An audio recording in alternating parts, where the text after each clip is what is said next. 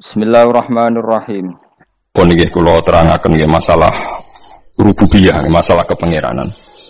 Di kita kudu yakin, enul yakin nak wong Kristen nggih nyembah pangeran nggih. Tiang Yahudi nggih nyembah napa?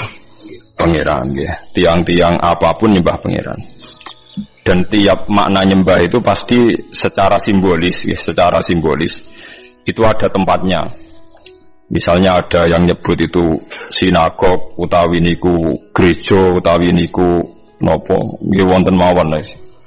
Nopo pagodan nopo mawon pokoke kabeh niku ana tempat ibadah, tempat nopo ibadah. Terus ngendikane pangeran niki biasanya didamel dalil-dalil yang sing radi-radi sekuler nggih. Allah itu akan menolak, membuat keseimbangan satu kekuatan dengan kekuatan yang lain. Umpama ora ana iku malah sistem ibadah kocar-kacir. Terus nah ayat sing umum kan walau la dafu wa inna sab'adhum bi ba'dil la fasadatil napa ardu. Jadi mulane niki ngaji ni rungono tenan nggih. Terus konflik itu barokah. Sing boten barokah nak nganti paten pinaten biguri hakin, tapi nak tukaran barokah. Ora cocok yen apa barokah. Karena misalnya gini nggih, andekan semua toko itu sepakat, itu nanti harganya tinggi semua, korbannya konsumen. Berhubung ora cocok jor-joran rego, akhirnya banyak sing banting nopo? Banting rego. Berhubung ana banting rego terus jor-joran kualitas, sing enak nggih konsumen. Karena banyaknya persaingan itu sing enak napa konsumen. Begitu juga menyangkut sistem sosial. Banyak partai politik sing enak konsumen. Apa meneh nak sing kiai sowan kabeh badhe. Lah anak caleg sitok ora entuk sitok. Lah anak pirang-pirang entuk pirang-pirang. Masyarakat nak caleg sitok ora entuk amplop sitok. Lah anak papat amplop papat. Tapi yang kok iku mau dosane bodoni wong papat, paham lho kan. Jadi yang entuk amplop papat tapi bodoni wong papat. Dan nak milih sitok berarti bodoni wong telu, paham nggih? Tapi intinya sistem sosial yang variasi itu baik. Malah kula pernah neliti tentang sunatullah. Ndak ada bangsa terhormat kecuali mbek pangeran diingatkan butuh bangsa sing boten terhormat meskipun menurut pandangan manusia. Ketika Rasulullah didik tiang Mekah supaya sopan, karena orang Mekah zaman itu sudah mulai bangga dengan Nabi Ibrahim, sudah mulai agak-agak benar gitu dengan bangga duit bapak tauhid namanya sinten Nabi sinten Ibrahim itu delingno. Kowe ku nak ambek amat sing apik, mergo ibumu iku amat. Go Nabi Ibrahim niku angsal siti sinten Hajar. Hajar iku napa? Amat. Lha ngono delalah keturutan zaman Rasulullah niku garwane songo iku di antara sing duwe putra iku malah garwa sing Maryah napa Kiptia niku nggih hadiah. Hadiah sange raja Mesir. Dados pangeran ngoten.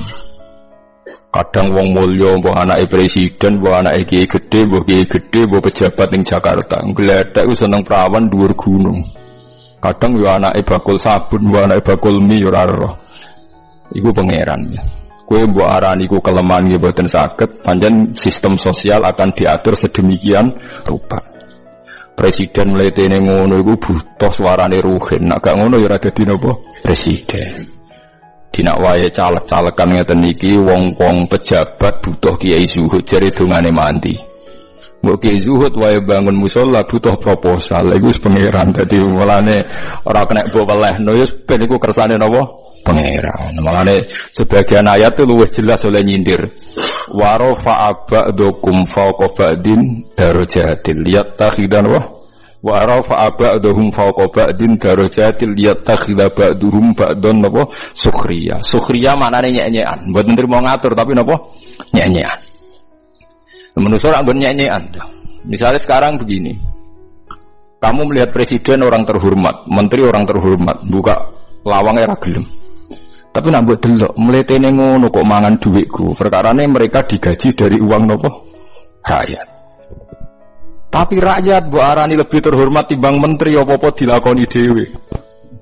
Mangane kangelan ruwet. Begitu juga wong mlete-mlete sing dadi pejabat ya kadang kecoba seneng wong wedok sing wong desa. Begitu juga kiai, wong soleh. Wis pangeran. Mulane sukhriyan maknane nyek-nyekan. Mboten nrimo pengaturan mboten apa? Sukhriyan. Jadi bahan tertawaan. Sama ndak ceritani, saya punya diceritanin orang. Di antara pertimbangan pesawat Boeing bikin pesawat banyak, itu antara yang dihitung itu ngitung haji. Jadi nggak ada transaksi pesawat terbesar penerbangan kados sistem nopo haji. Jadi kira usah cilik ati, wong Islam kaji butuh pesawat gaweane Amerika. Ketika kue cilik ati ngono, ternyata orang Amerika gak iso bayangno larise pesawat tanpa nopo ono nopo haji. Lah sing luwih butuh sapa iki? Sing kaji butuh pesawat. Pesawat operasional nggih butuh konsumen. Rupa-rupane terbanyak nopo? Haji. Kowe ora oleh protes wis ngene iku wae. Wis pangeran kersane ngono. Dadi umpama ora ana sistem sing saling membutuhkan, saling salah paham iku malah donya tutup. Mulane wong ku senajan to bener ngendikane Rabi Adawiyah kudu istighfar.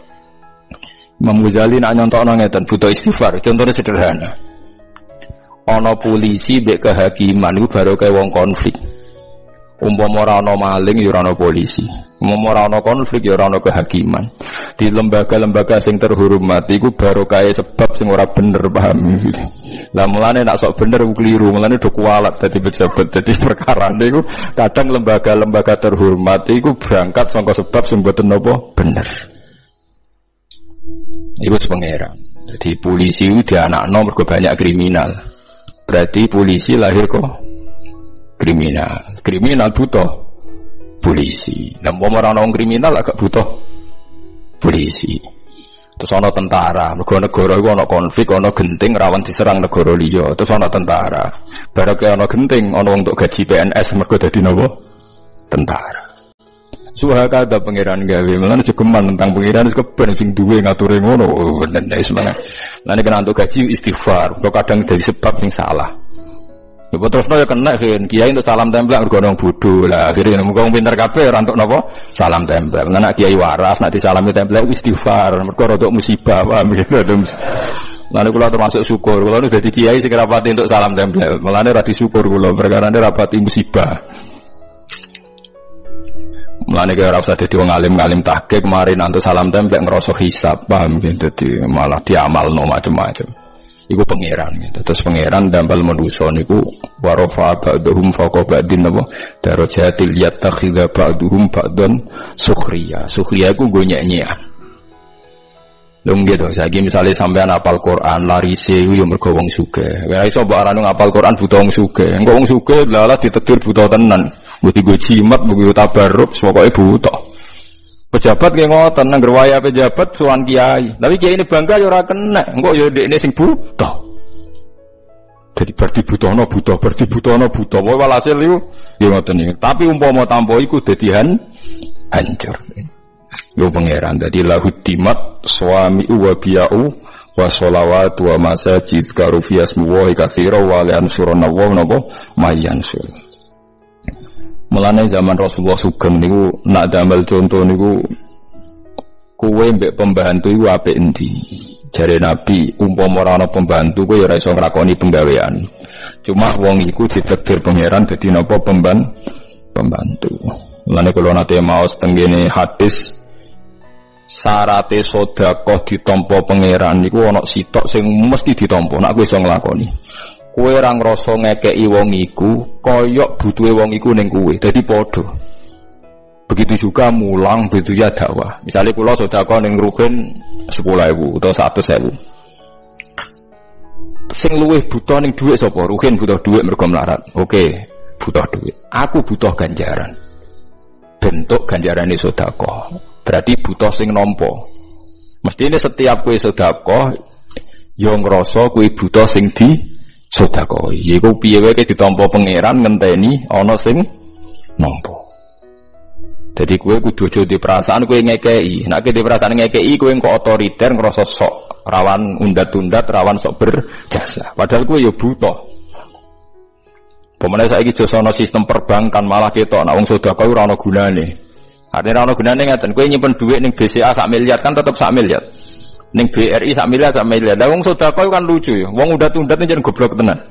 Lah mboten goblok piye? Dekne sedekah kan jare ben diwales ning akhirat.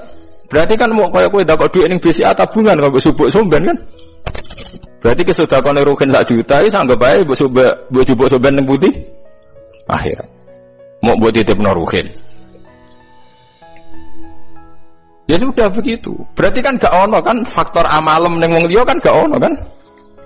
Karena kamu yakin tuh kamu ambil di akhirat.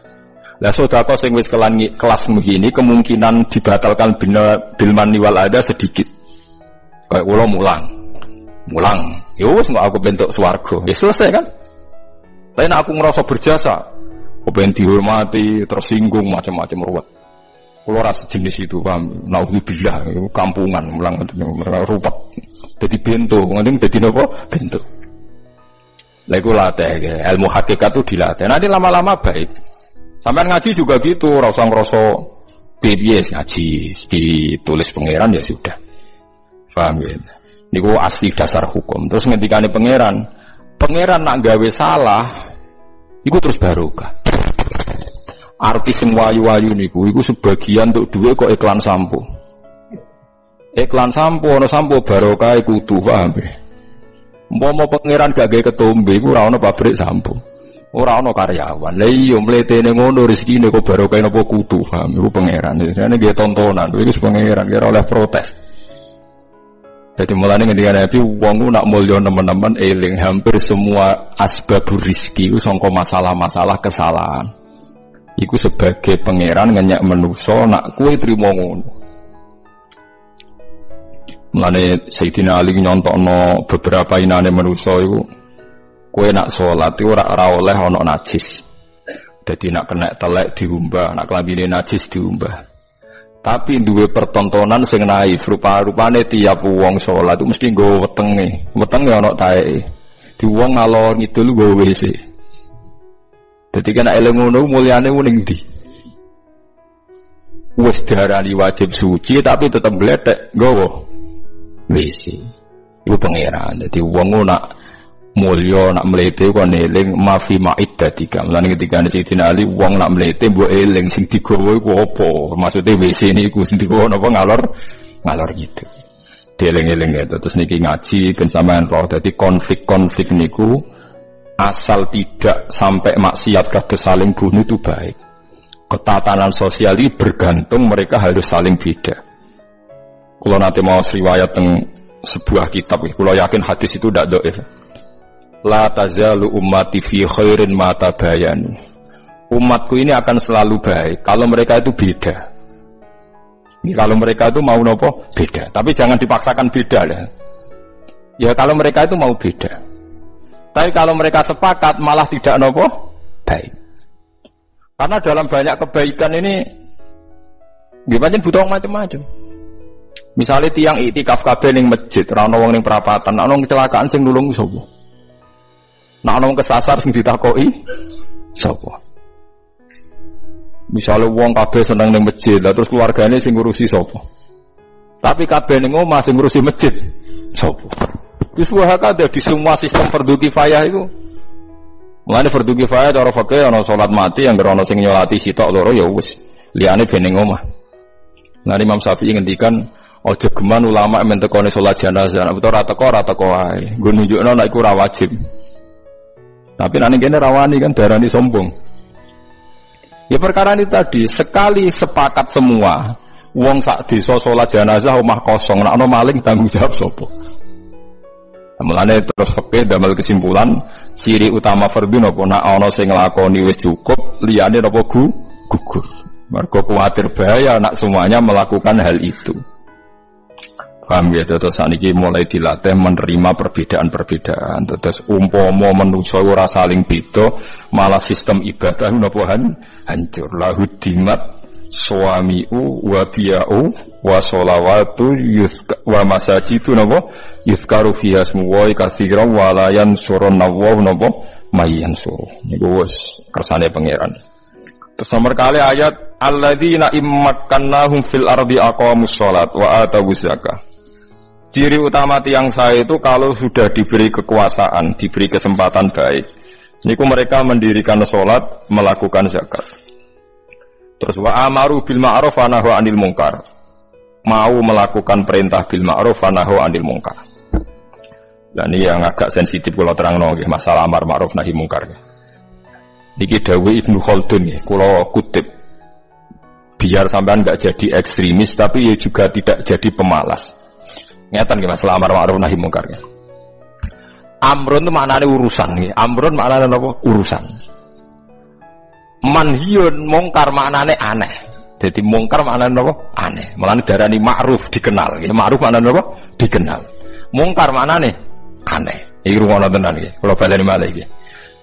Kaya wong dikeloni ra bojone kanane, ora bojone kok ngeloni, berarti mungkar.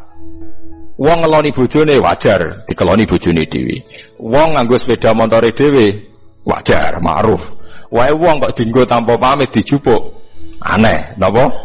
Mungkar. Sebab itu ma'ruf dan mungkar itu aslinya enggak butuh syariat, mau butuh fitrahnya manusia.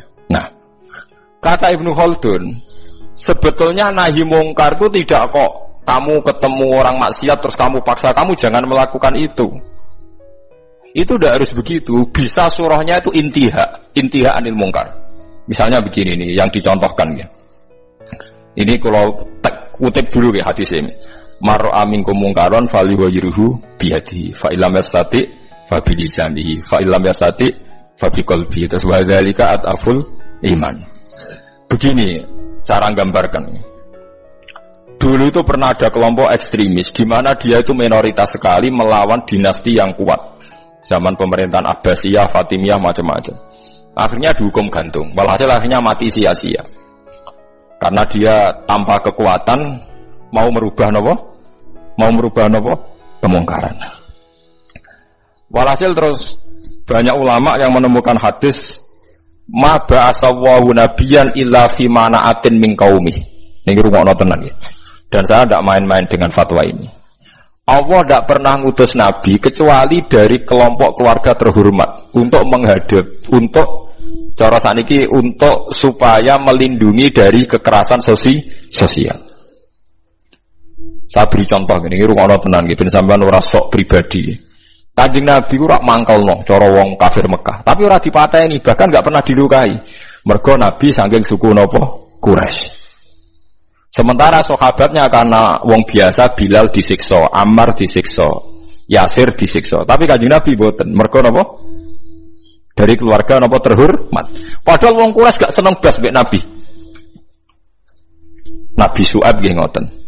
Nabi Syuaib itu kaum merah seneng, tapi ora disiksa. Perkarane cara sakniki Gus utawa ningrat. Sampai kaumnya nak muni, ya Syuaib, andekan saya tidak mempertimbangkan keluarga Anda, pasti Anda sudah saya siksa. Walau la rohtuka la rojamnaka, wama anta alaina biasis. Walau la rohtuka, umpama ora kelompokem, kowe ora keluarga ningrat, wis tak siksa. Wama anta alaina biasis, kamu itu tidak siapa-siapa. Lalu Nabi Syuaib jawab, qala arohti a'azzu alaikum minallah. Paham ini rungokno tenan. Nah, kalau begitu berarti amar ma'ruf nahi mungkar itu bergantung asobiyah, bergantung satu kekuatan, imma kekuatan legal politik, wa imma kekuatan sistem keluarga maupun sistem apa? Sosial. Kalau ndak kamu akan sia-sia. Karena tidak ada nabi diutus kecuali dari kalangan apa terhormat, supaya masa-masa dakwah disalahfahami itu nggak sampai dibunuh. Jadi wow kasus Nabi Syuaib kaumnya apa? Kalau napa jenenge walau la rohtuka la rojam naka wa ma anta alaina biasis. Qala ya qaumi arohti a'azzu alaikum minallah wattakhadhtumuhu wara'akum napa dziriya. Terus saiki Nabi sinten niku Saleh. Nabi Saleh juga begitu. Nabi Saleh itu orang terhormat sehingga kaumnya bilang, qalu ya Shalihu qad kunta fina marjuwan qabla hadza. Marjuwan kamu ini jadi harapan kita. Kenapa kamu sekarang aneh-aneh? Dan ini gue pengetahuan ya. Kalau begitu, terus fatwanya Imam Ghazali ben sampean ora sithik-sithik muni amar ma'ruf nahi mungkar. Terus Imam Ghazali berfatwa, la budda min rajulin min malin au adna jahin yutahassanu bihi dinu. Niki radi nyinggung santri sing nemen marat paham, tapi gak apa-apa iki hukum. Mboten apa-apa nak menawa barokah ngaji niki sing melarat nemen-nemen dadi mboten sida paham niki mergo barokah fatwa niki. seharusnya orang yang memegang agama itu punya adna malin, ya punya apa? Adna malin, harta minimal. Au adna jahin, utawa punya status sosial minimal. Yutahassanu bihi min dini, supaya dia bisa membentengi agamanya. Saiki bayangno misale, kowe ku melarat buruwe wong kafir sing anti Islam. Rungokno nggih, kowe melarat buruwe wong kafir sing anti Islam. Di sistem politik negara yang anti-Islam, kowe iso mbayangno nglakoni salat. Mboten saged kan? Bagaimanapun kita nyaman salat di Indonesia mergo pejabat salat. Kita ya ora buruwe wong kafir sing nglarang salat. Artinya kita sekarang salat nyaman barokah adnal mal, ada sistem sosial, adnal jah, sistem apa saja sing menopang salat itu enggak dianggap masalah. Lah saiki suratul masalah iso mbok walik, jajal ae saiki kowe urip ning Timor Leste misal. Duwe majikan sing nganggep salat iku masalah.